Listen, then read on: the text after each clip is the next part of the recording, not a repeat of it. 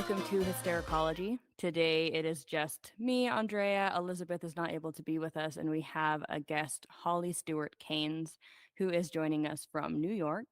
I'm very excited to speak with Holly. It's actually been a really long time since Holly and I have seen each other. Holly was a staff, I think from where I sat, the main staff when I was in treatment as a That's teenager. Yeah. that's I think I was the supervisor of the girls' treatment. Yeah, yep. Yeah. And I honestly don't remember a ton about Holly other than you really hate bananas. I hate bananas.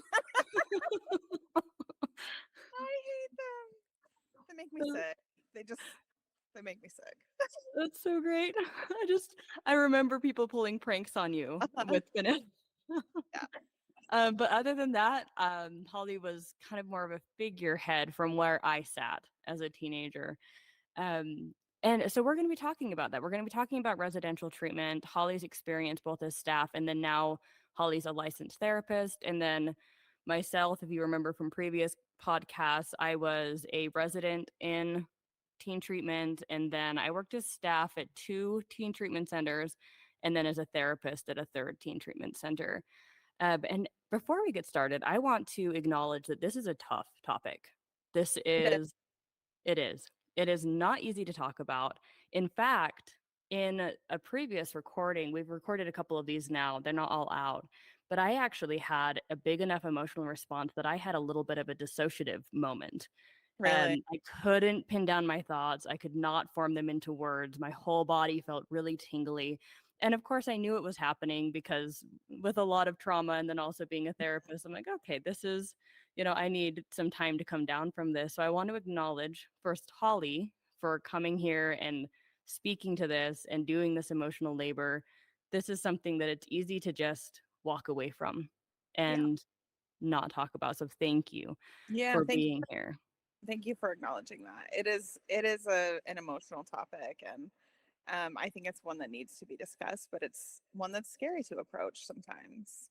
It is, and it's Yeah. so complicated, right? Because as we and we'll get into a lot of this, but it's so nuanced. It's a very nuanced topic, and there's a lot of really big feelings about it and our own experiences and our own traumas.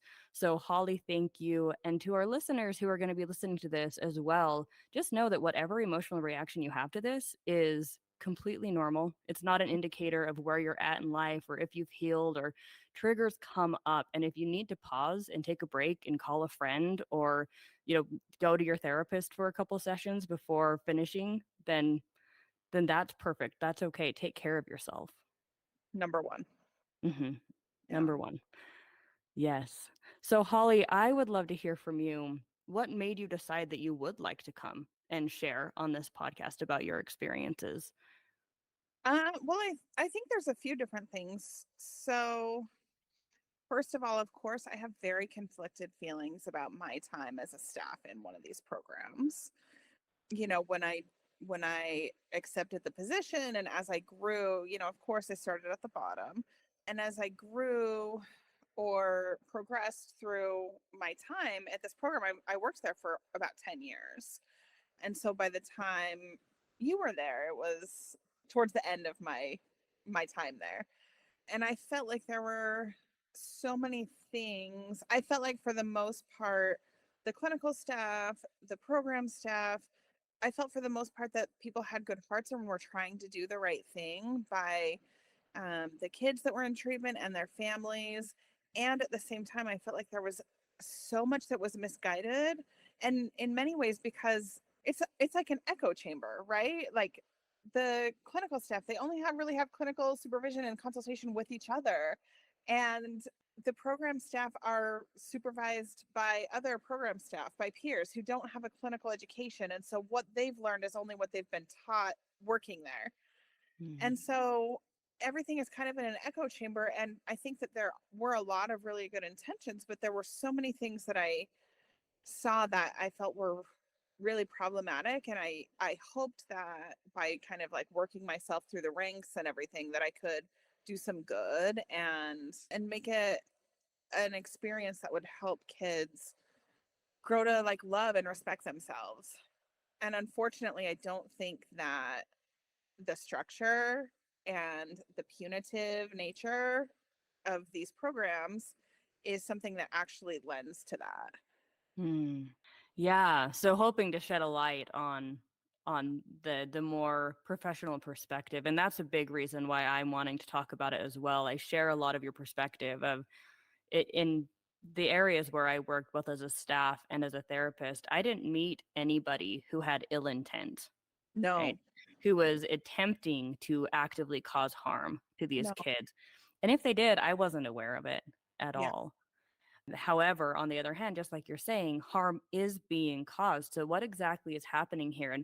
And from what I've heard, the conversations that are happening out in the public are mostly people who have gone through the programs mm, as opposed to people who have worked in the programs, whether as clinicians or as staff. And I think that that's a valuable perspective to lend because yeah, it validates that, yeah, these experiences are real, that these kids are yeah, having, yes.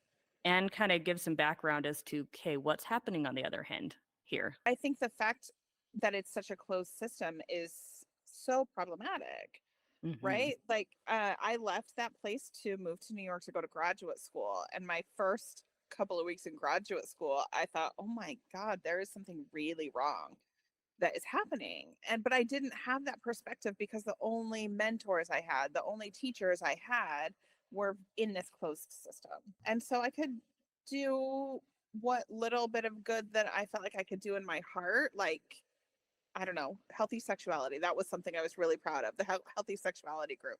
Because I was like, every time we talk to these kids about sex and sexuality, it's like shame and tell us your whole sexual history so we can all call you a slut or something Like horrible like in that. detail, in gory Detail, detail. gory, graphic detail that is, I mean, that's not helpful for anyone. And it just kind of, that was something that I really hoped to.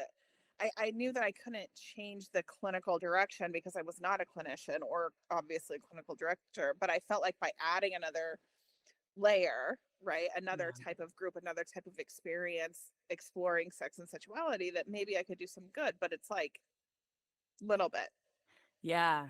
little Yeah, and bit. I think that a lot of people are in your same shoes where you're with these kids and they're just incredibly lovable, right? Oh, Sometimes some so behavior lovable. so lovable. Sometimes some Yes. behavior stuff that's tricky, but other times not behavior stuff that's tricky. True. And in general, you're like, "Oh my gosh, I want to help these kids. Yeah. How can I do that?" And it's just this really powerless, stuck feeling. So Mm. I'm curious from your end, what are some of those things that you saw? So you mentioned the sexual stuff, which I remember that hardcore where we both were, where there was a lot of messaging around, if you are having sexual relations with a boy, then, he does not care about you at all, right? Boys only care about sex, girls only care about love. If you like sex as a girl, then you're like a sex addict, right? And if you Yeah. are right, and if Oh, you're saying you love a girl as a boy, then you're lying to get sex. That was like the message there. it's so problematic and abusive. Really, And truly, it's it not just true. strips identity and self-worth from both males and females. And when I refer to males and females here in this setting, it's because of the binary that happened at that treatment center, not because that is Yeah. the reality. Right. And that was very, that was, it was like hammered into every piece of this program, right? Like the boys and girls were separated. If there was a gay young man or a lesbian young woman, they were told, well, you're too young to label yourself. And they were forced to date members of the opposite sex. If we had somebody who we if we had a young woman who presented quite androgynously, the thing was you need to be more like a girl. Let's get Mm, you on hormones to make you feel more like a girl, instead of tell us about your experience and what you need. Tell us about who you are and how can we support you in that development. The binary was so forced. And when we did have teens who wanted to be dating, girls who wanted to date other girls, guys who wanted to date other guys, that became like an issue in family therapy. And I mm, remember one of my coworkers at the time talking to the clinician who said, well, we need to talk about this in session if so and so wants to date girls. And my coworker was said, well, why? We don't make girls who want to date boys discuss this in a family session. This is discriminatory. So, yeah, I mean, that's another piece that's so problematic. They're trying Yeah. to maybe, I think the intention is like safety and to prevent like, sex happening between clients while they're in Right. treatment. But it doesn't prevent that because there is no binary. Yeah. And Yeah, that stuff's gonna happen. our teenagers are hormonal. They want to have sex. It's okay. Yeah, yeah, it's We don't okay, have and to make it, masturbate, right? Like, that's of okay course. too. It's not only okay, it's quite healthy.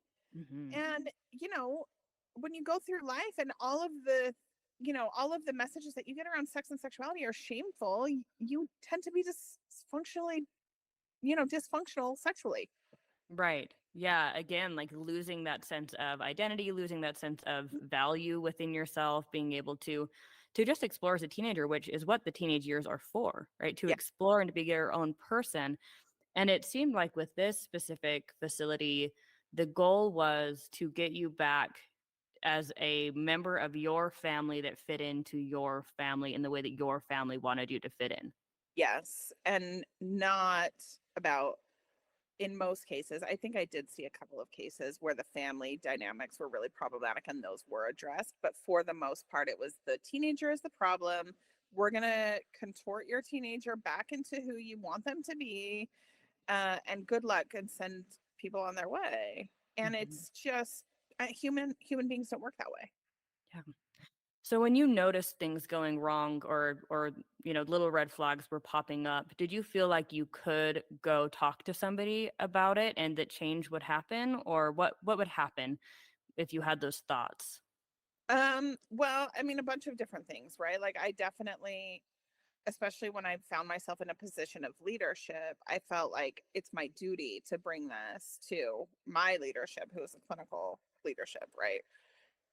And it depends on what it was. If it was something that they felt personally attacked by, then it was shut down and I was berated behind closed doors and screamed at and yelled at, and if it was something that worked with their agenda or with their perspective, then it was, great. Hmm. So it was a really big toss up and you kind of never knew what you were going to get. You give somebody who's not qualified to be in a leadership position, but then there's verbal abuse or berating when you can't read the mind of the people in charge. Mm. Yeah, so a lot of just separation between the different the staff versus the clinical versus even the ownership and the Yep. board and everybody has their own agendas. It's hard to bridge the two. And Yeah. the staff were really the main players Yeah. as far as I could tell where I was sitting there. Was there, I want to say 7 8 months, which was short in comparison to most Yeah. people. Hmm. And I didn't complete the program. I was pulled out third phase. But I think I saw my therapist for a family session maybe once per parent, and then maybe twice individually Wow. ever during Yeah. that entire span. All of the groups were run by staff members. And I think some specialized groups were sometimes run by therapists, but Hmm. those were honestly some of the worst ones, the ones where you had to journal out all of your sexual experiences and go over them in detail. Yeah. Um, and then one of the therapists ran some exercise groups Hmm. sometimes, Yeah. and that was it. Like the therapists were strangers. Yeah. And that is really weird, right? Hmm. Like, I'm not sure what they were doing all day. I know that the model was that every kid was supposed to have a family session every 3 weeks, which that in itself is really problematic. Even if that standard Hmm. is being met, that's not nearly enough. But even at that standard, I think that's negligent at Hmm. best. And so what you have then is the actual people who are doing the quote unquote therapy are unlicensed paraprofessional staff who've only been taught by this program and by this program's staff training program. Hmm. Right. A lot of the staff had gone through the treatment Yeah, center and then were hired on as staff. And then other staff members were just kind of members of the community looking for a job, maybe right. going into psychology or maybe just looking for a job, any job. Yeah. Yeah, we had a lot who came through as like interns in their undergrad or grad program and then stayed. So a lot of different separate pieces, not a lot of communication, a ton of responsibility put on you. How did that feel to have all of these kids? There were a lot of kids in that main room. How did it feel to have all of their lives kind of on your shoulders at that point in your career? I mean, it wasn't my career hadn't even really started. You know what I mean? It was terrifying. I mean, the the thing about having a paraprofessional that's the one on call 24/7, like here I am, I'm in college, don't even have a bachelor's degree yet, and I'm the one being called in the middle of the night if somebody runs away or if there's a Mm. violent incident or, any kind of emergency. I'm the one being called in the middle of the night. And at that point, I don't have a code of ethics to rely upon. All I have is like what I've learned from this place. It was terrifying. It was absolutely terrifying. I took the I feel like I took the responsibility seriously, and it felt like an honor to me to like have a leadership position in this program because I've loved the kids, honestly. They're so lovable. And I felt like I wanted to be sort of like a stable, consistent figure because it's a hard thing going through one of these programs. Mhm. Yeah, it's just you're really powerless in so many Yeah. ways. And you get directed to do things that, you know, aren't don't feel right. What did you think would happen or what did happen when you or other staff members would go against that direction? One thing that I will say for the staff is the whole time I was there, we were very vocal. If there was some decision that was happening that we felt like was harmful, then of course we would speak up. But of course we also didn't have the power. And so there were sometimes in meetings where we were deciding earnings or privileges or whatever, where, it's like a yelling match. And it's like, this is a very dysfunctional family. Yeah. And I've heard that sentiment before from other staff that I've talked to is that it's this fight, it's this yelling match of people advocating for the kids, the people who are with the kids the most Yeah. advocating for the kids. And there's these other people who just don't know the kids as well making decisions and it feels very Or distant. even, yes, or even the other way around, the staff saying, like, I don't think this kid is ready for this responsibility yet. Mm, And you don't have the power, and you shouldn't have the power. But the people who do have the power don't really know the kids. kind of out of touch. Yep. Yeah. Yeah, Yeah. I've felt that before with psychiatrists, and my dad's a psychiatrist. I'm not anti-psychiatrist, but in my experience as a therapist working in residential settings, whether adults or with adolescents, in all of the residential settings that I've worked in, I've seen the clients once a week for individual sessions as well as once a week for family sessions. So twice a Right. week. Once a week. So Yes, twice a week for you're with that both. patient Yes, 2 sessions per week and then run all of the groups. groups. So Yep. I've always had in my position as a therapist a lot of face to face with my clients. So then when they go see the psychiatrist once a month or once every other month and the psychiatrist is saying all of these things about them or wanting to do this, it's like, I really wish that you take my perspective seriously. And some psychiatrists are better than others. True. But similar feeling, right, to Mhm. when you're spending so much time with these kids and you're like, okay, I'm really seeing a struggle here and they'll just really dismiss it, or I'm really seeing some strength here and then it gets dismissed again. Are there Yeah. any moments that really stand out to you with clients? Any of those moments that still kind of haunt you to this day? Yeah, I mean, there's one that really stands out to me because I think it was the first time that I really came face to face with the reality that harm was being done. I got a phone call from, I think it was two former clients that were on the phone together, and they basically called to confront me or whoever answered the phone about the harm that was caused to them in treatment. And I was floored. I was blown away because in no way had I ever seen anyone try to inflict harm. And so listening to them, I was just like I asked them, like, please tell me more. I wanted to understand. I wanted to understand what they felt like was so harmful. And then all I could do was apologize. I was like, I'm so sorry that wasn't my intention and I don't want to hurt you and hope that you're able to heal. Like, what do you do? Like, I still work Yeah. for this place. Mhm. And but I apologized. I just said, I'm so sorry. I didn't, I never meant to hurt you. And I see that you are hurt. So I am so Mhm. sorry. And then I had to go like talk to the director about this phone call and be like, I don't know what to do here when, like, this is the first time that this happened. And Yeah. I want to be very like respectful of that pain. And I want us to not cause pain and not cause suffering and not cause harm. Do you remember what the director said? You know, his credit, he said you did exactly the right thing and we don't want to cause harm. And when we do hear Mm. that we have caused harm, it's important for us to take it seriously. Would you mind sharing what they said if you remember, or do you feel like that would be too personal? I don't remember the specific complaints. Okay. I remember they were very angry and very hurt. Okay. Yeah. Yeah, that would be really hard to But hear. I also think of like the myriad, now having a different perspective now, right? Mhm. Having many years, this is many, many years ago. So I kind of I feel like almost anything that they could have said is like, of course, there's so many more things that they could have said that they probably didn't, you know? There's so much that was Absolutely. so harmful that I just didn't realize at the time that was so harmful. Oh, yeah. And what was your process like as you started to go through graduate school? I mean, you mentioned that it was pretty quick into graduate school that you were like, "Oh my gosh, what were we Yeah. doing?"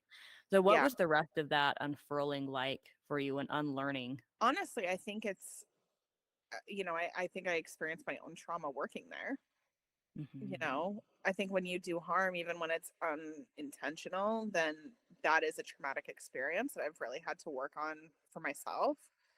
I've talked with some other people who I worked with, who were also on staff, and they've had similar feelings, and I've had to kind of like work on forgiving myself, and reminding myself, like, when we know better we do better. But also I feel like it's really important to, understand or try to know what you don't know, or be aware that there's things you don't know.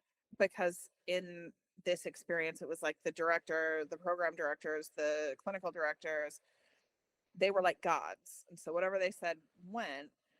So, of course, anything that they said or any direction they gave was the right thing to do.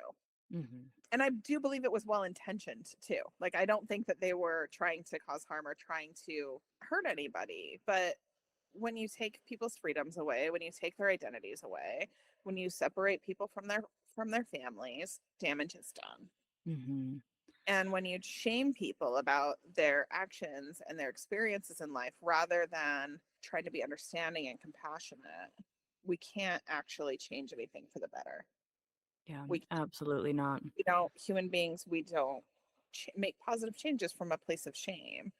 We can't No, not at all. we can't change a behavior that we don't fully understand. And in order to fully understand, that requires compassion.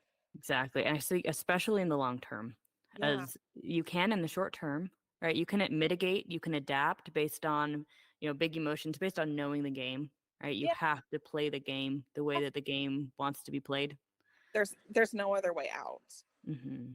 Yeah. Yeah. But then you get through it. And for me, part of the unraveling of it all was, when I started graduate school, I was very uninterested in working with trauma, because I was under the impression, because of my own what I considered, healing process, I was a pretty functional adult, right? Hmm. And I mean, which in reality there were so many things going wrong that it's like, no, you weren't. But I was, You really are. And you're trying so hard, even though you're traumatized. You're doing all the work, yeah. doing your very best. And And to on the outside paper, world, you might really look functional, even though inside yes. you might feel like fucked up. Right, exactly. Like on paper, everything looked great. Like by the time I entered graduate school, I think I was 22 years old. I had two kids. I owned a house. I was Pick all the success. succeeding. Right. Right. And so in my mind, it's like, okay, the messages I had been told by my therapist so far, including being in residential treatment center, was essentially like act the part, shove it all down, do what you're supposed to do. And that is what help is, that you just move on, you get over it, you push past it, whatever you need to do to just play the part. So Mhm. it took me, honestly, my first internship when I Mhm. was at a methadone clinic and working with addiction to really, and it came on very suddenly. I was like, "Oh my gosh, okay, everything I know is wrong." To Mhm. really understand the impact that trauma really has on a person and Yeah. that attachment dynamics really have on a person. And then of course being able to look at my own life because I, at that point had was freshly out of a very abusive relationship as Mhm. well, and to be able to say, okay, in reality, this kind of behavior modification stuff has never worked for these people who are struggling with addiction. In reality, it Sure. did not work for me. No. Well, and going from these treatment models that are abstinent only 12 step, you must believe in Mhm. God, you must turn everything over to higher power, to working in a harm reduction medication assisted treatment program like methadone, that must have been a culture shock. Oh my gosh, it totally was. It totally But it was a great understanding. eye opener, wasn't it? It was amazing, like, looking at this of, okay, this isn't a moral failure, right? This is a No. medical issue that's happening. And Yeah. these people are, of course, I grew up, pretty conservative, LDS as well, and had no understanding of it, even though my dad is an addiction specialized psychiatrist, but I guess we just didn't talk much about it. Fair. So my culture influenced me more than my family. But being able to sit there and recognize, like, oh my gosh, okay, so learning that this stuff actually does impact your brain, your development, all of this stuff actually does impact your brain and your body. It influences your, so many different things in your life, and then starting to learn these different modalities where you actually can make changes on a deeper level. It doesn't have to just be this war all the time. Like, you don't have to just be holding it all in as tight as possible. And It was a abstinence is really not a measure of recovery no, at all. exactly. But yeah, pretty shocking, pretty interesting, like personal mirror as I was going through that unraveling process and realizing how much harm was actually done. I knew when I came out, I was angry, and I'd never been an angry person before. Mm. But when I came out, I was just so deeply angry, and I hung on to that anger for years and years until I started doing my own healing, Wow. my real healing. So somewhere in me, I knew how upset I was, but I didn't know exactly why and exactly how traumatizing the experience was until I learned more. And I feel, bad, sad, upset for those who didn't go on to get any kind of clinical training or go on to see a therapist who has experience in working with people who are coming out of these kinds of settings, because it took both of us going into clinical roles Yeah. to realize, like, oh my gosh. And I Yeah. can't imagine what it would be like to not have that experience. Yeah. Me too. And I'm so sorry because I was on the staff when you were in treatment, and I'm so sorry for the harm that was caused to you. Well, that's really meaningful to hear. I appreciate hearing that. And we've developed a relationship, and I've seen you throughout the years on social media. And I know that you're an incredible, loving person. So I Yeah. forgive you. Oh, thank you. That means a lot to me. I mean, there's just so many mixed emotions that come with all of this stuff, right? Yeah.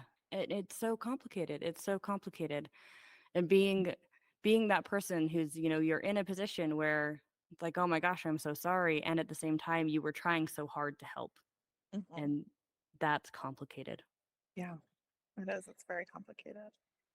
So I wonder, as you've experienced more as a therapist, as you've seen different types of centers, we've been talking specifically about the center that you and I both Mhm. overlapped in, but have you seen similar dynamics or heard of similar dynamics in other treatment centers like this, or do you think it was specifically this one? No, I think it is one that we both experienced actually was one of the better ones. And there were definitely horror stories about other ones that were in the area. And then, also moving to New York and seeing things done a very different way and having a very different culture. There are other programs that are similar to this that the harm is done in different ways. Yeah, Yeah, so there's something structural and complicated about yeah, it. yeah. And I think like the beginning, the first programs like this, I believe, started on the East Coast. And Mm. so there is sort of the still reverberation of that. on the East Coast, but then, Utah's like the wild, wild west when it comes to licensing and regulation. And so all kinds of things can happen that really shouldn't when there's no oversight or regulation. Mhm. But I think one thing, like, I feel like I was really lucky, in my internship during graduate school. I worked for the Ali Forney Center, which is a program that provides housing and wraparound services to homeless LGBTQ youth and young adults in New York City. And so, we had people from all over the country because A, it's a sanctuary city, and B, that's the message, right? Like, from forever, if you're a gay kid and your parents are kicking you out, get to a big city. Mhm. So I had this really cool experience of doing some clinical work there, but also just sort of like some milieu, like groups and things that weren't so rigid at all. Like, there Mm. was a great value found in, like, let's share what this music means to us. What's your music and what does it mean to you? And like, really spending time in fortifying one's sense of themselves and sense of their values in ways that don't have to be so prescribed.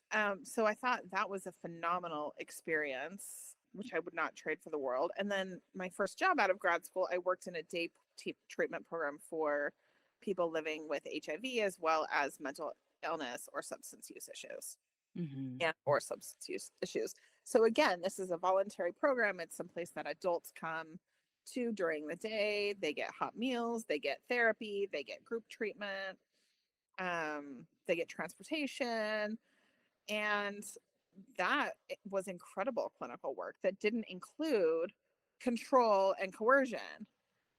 Yeah. So seeing both of the different types of systems, what would you say are the main differences? Because you mentioned before, and I expressed as well, that the people working, at least the people that we interacted with working in these systems, mean well on Mhm. both ends. But there's something going on with these certain types of teen treatment centers that's twisting it to where the harm is done anyway. What are some of those differences? I think some of the differences have to do with regulations and Mm, how the regulations are enforced. I think about this is kind of dark, but I think about individuals in humanity. We are capable of great love and kindness. As a whole, I don't think there's very much to be proud of in terms of the way that we treat people. Throughout our entire history, people who have more power have abused people who have less power. And in and again, that's global, that's not individual, mhm, mhm, right? But in these situations, in these programs, you do have the staff has all the power and the children, the teenagers have zero power. And so I just think any dynamic like that where there's such a power differential, that's where harm is caused. mm, So I'm sure you're the same in your clinical practice today. In my clinical practice today, I work as hard as I can to eliminate or mhm. make it as level as a playing field as possible. We're partners in this. We're partners in your healing. We're partners in your growth. This isn't me prescribing something to you or doing something to you. This is a collaborative experience that Yes, we create together in therapy.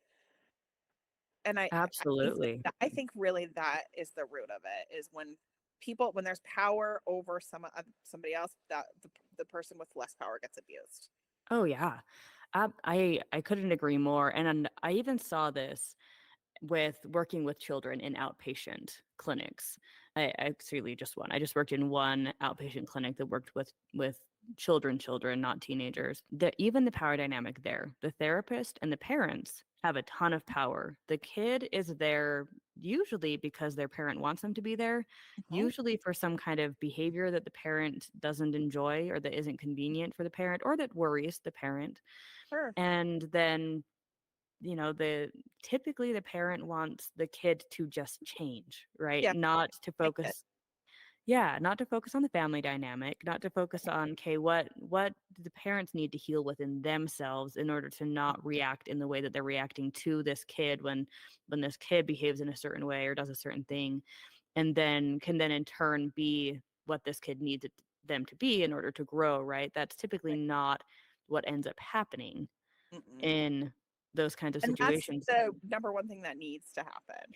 Exactly. Just like with the shame versus compassion, it's not a parent's job to control their child and shape exactly how they're going to be. The parent's job Mhm. is to get to know their child and to help them be who they are. And so Yes. if there's a behavior that is challenging or whatever, you can't do anything with that behavior until you deeply understand it.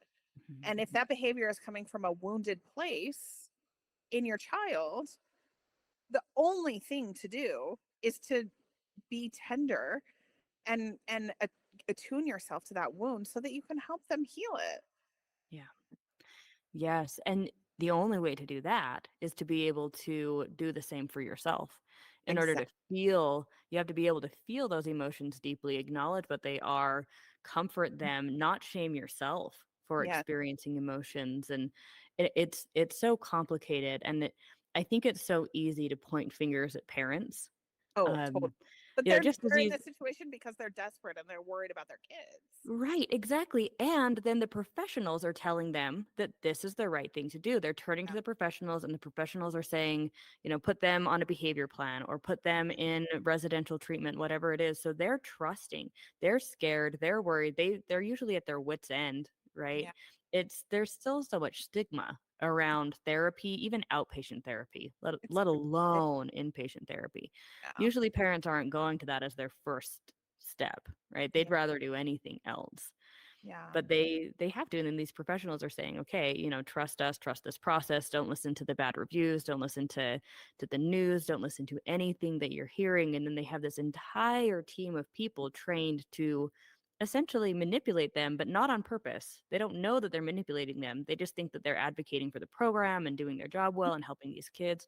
So it's a And lot of that is just because of this confusion. closed system, Mhm. right? The closed system. Yeah, just not having the transparency. Even, if we're thinking solutions, one thing that I thought about regularly when I was working in treatment centers is it would be great to have the parents come and play the role of the staff for, 2 weeks every Yeah. couple of months, Uh-huh. and really be focusing on their relationship in real time, as opposed to doing these kind of weekend seminars 4 times a year, whatever, however often it happens, Yeah. or virtual parent sessions, or family sessions every 3 weeks, whatever the system is. That Yeah. I think there's a lot of different things that could be looked at, but it's just not necessarily the way that it's currently done. Yeah. And so just that human tendency to just do things how they're done gets in the way of being able to make progress.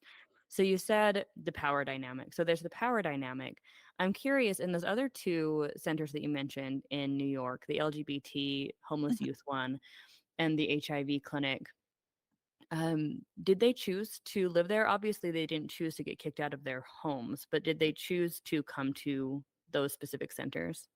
Yeah, so at California, they definitely chose to live there, and they were able to, there were different levels of housing. So one was it's like emergency, like you're street homeless, you need a safe place to be. This is emergency housing, and then there's like, all right, let's help you get stable, and let's help you. Like, do you need to go back to school? Do you want to go to work? Do you want to go to college? What is it that you want to do? And okay, you're stable, you're doing your goal. Let's move you into like transitional housing, like where we're going to work on getting you to the point where you, once you age out at 26 or whatever it is, that you can be independent. Mhm, So in that case, the clients are definitely finding the center. I say kids, youth and young adults, like 16 to 25, I think was the age range. And mhm, then in the HIV day program, they didn't live with us. It wasn't a housed program. It was just a day program, and it was voluntary. A lot of people, again, like we had a lot of people who were on methadone. It was a lot of people that were, really struggling and wanting to do something different, wanting a safe place to be during the day, but that, could easily turn into more. mhm. So we had, it was awesome. Harm reduction. Like Yeah. we had people who you know were hardcore drug addicts for most of their life become sober because you can have accountability and compassion at the same time, and that's Yes. the only way that it works. Yes, with that underfooting of their agency as Yeah. well is the it sounds like it's the theme of all of this. Yeah. If you are choosing it, if this is what you want, and of course that's terrifying as a society, as parents, as far as, all the liability goes with all the therapeutic stuff and medical stuff, it's terrifying to allow people to have their agency and to choose. But there has to be a way to do it effectively. Well, the thing is they have their agency anyway. So their agency then just becomes, well, do I lie? Do I pretend? Do I run away? Mm, Rather than, oh, this is something that might be useful to me. And yeah. I can choose to participate or not. Like, I think the rule, I mean, not that there's no rules or standards in these programs, there are. Um, but for example, in the HIV program, the standard was like when you come to program, you have to go to at least one group and you have to meet with your therapist at least once a month. It wasn't really a therapist, it was like a clinical case manager. And then if they were in therapy, then they'd have a different person than Mhm. their case manager on staff, and they'd see that person however often was negotiated, weekly or biweekly. And we had, of course, like treatment plans. This person needs harm reduction group. Okay, so every Wednesday you're going to go to harm reduction group. On Tuesday, you can pick what group do you want to go to. But it wasn't like you must be in treatment for 12 hours straight all day, every day. It was a, and they call the whole therapeutic community, it's such a like a misnomer, but this was like a true therapeutic community where like people had agency and people had Mhm. relationships, and lunchtime was like a party, like not a drug party, but a party, like there was music and dancing and dominoes and like you know Oh, that's nice. it was wonderful. And to see people heal because they could have compassion and start to believe that in their worth rather Mhm. than like I must comply. Yeah, and It feeling was that love and wonderful. respect from Love each other. and That's a and therapeutic community. yes, and between the staff and the clients too. That there's Mhm. mutual respect, that there's mutual Yeah. understanding, and the trust that the clients are able to put in the therapist to really deeply understand them and make recommendations based on the relationship and not just a high level, this is the symptom, this is the treatment. Mhm. Yeah, very person-centered. All that those words that you hear everywhere that don't actually play out into reality, right? That it's individualized treatment plans, person-centered, client first, what does that actually mean in reality? And this really lays it out of that mutual respect that happens and figuring out what does this person actually first want and need for their Yeah. life? How can we support them without controlling them and managing them? How can we support them? Support. Mhm. It's a word that gets thrown around pretty loosely, I think, but Yeah.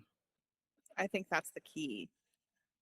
People, as we people have the innate wisdom that they need to heal. It's just they need compassion and love and understanding Yes.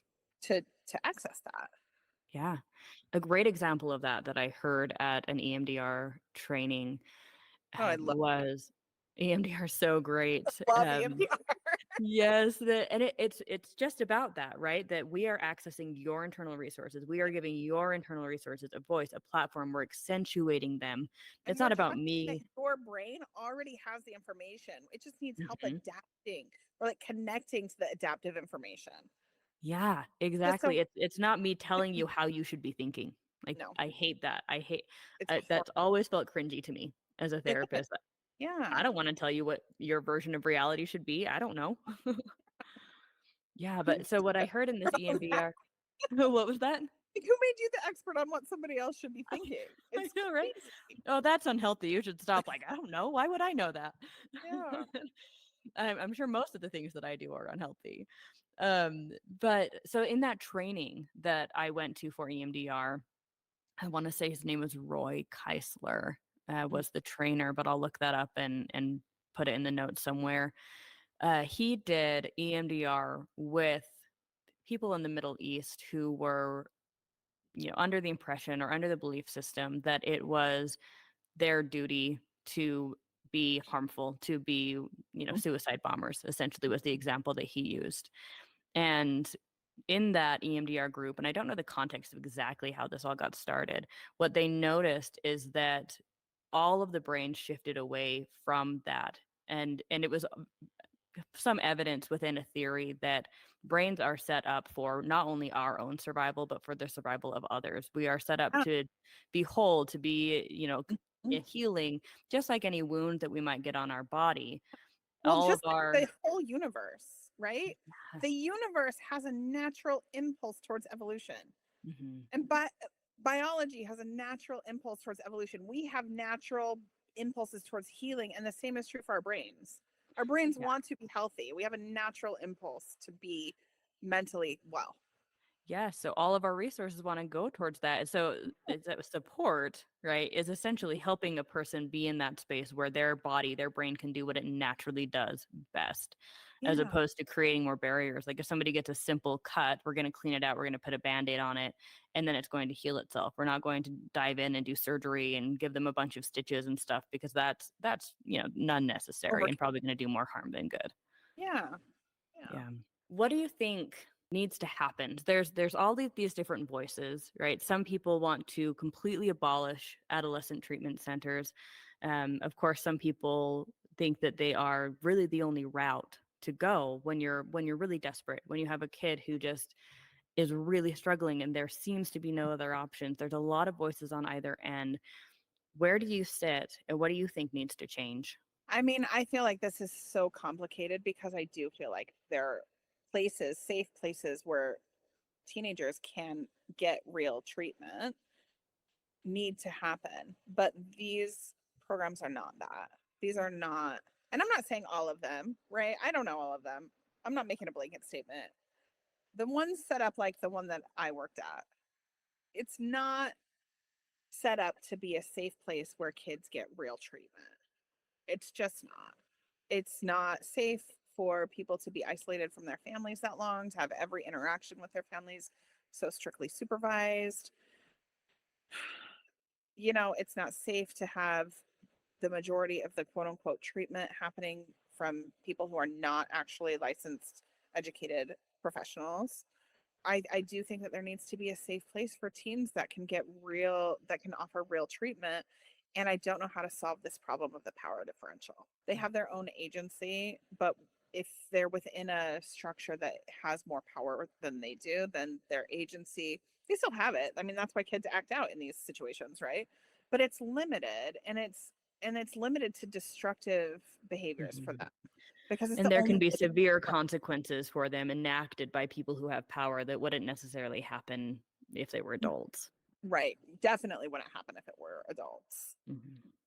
So, I mean, I think there are certain times where kids need to be in like a confined, not confined in terms of like prison, right? But a contained space where they can be safe and get the help they need. Um, but I think that these are overused and I think that they're used for kids who don't actually need that level of care.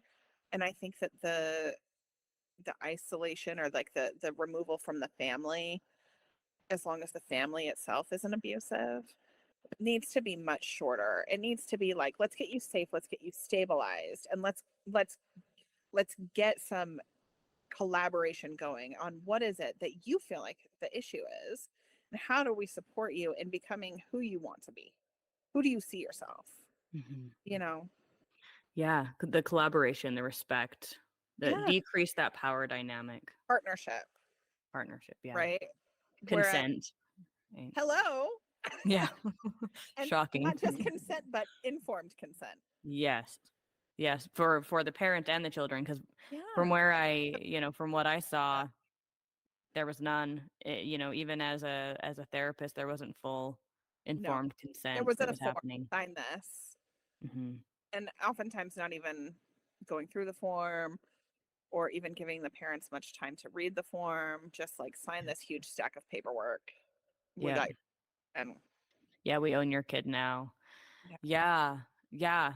I agree that the informed consent, decreasing that power differential, which is something that is huge that we learn as therapists, but then in so many different systems that we work on, it's not there.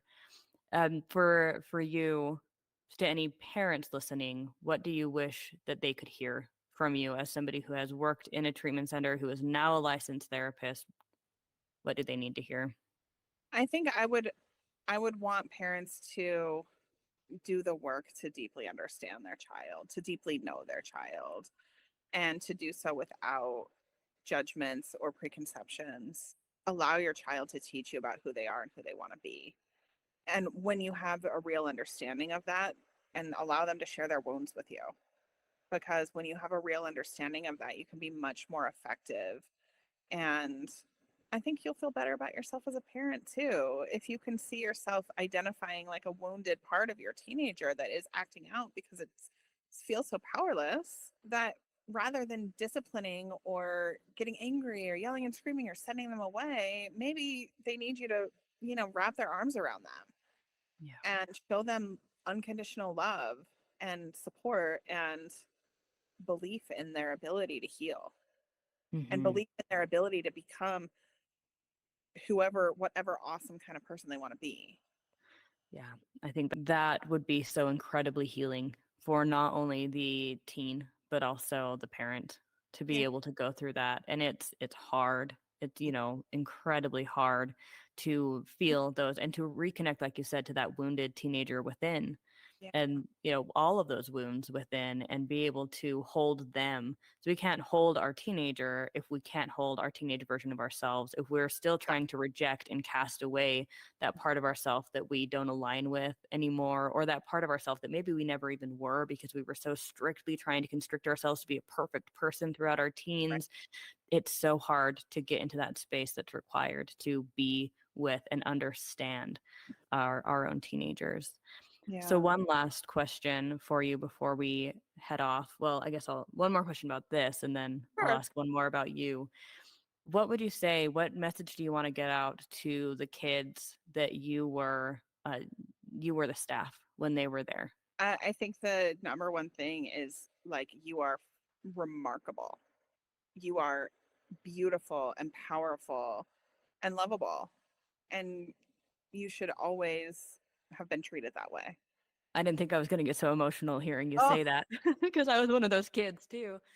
And I wanted to share as well to the kids who were at the treatment center that I worked at while I was there that I think about you all the time, mhm. and that I do love you, right?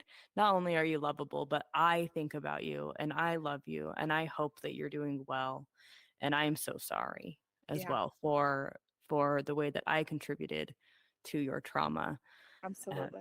yeah, and I wish you all the best because you deserve it. And Well, so thank you so much, Holly, for oh, being a thank part of you. this interview.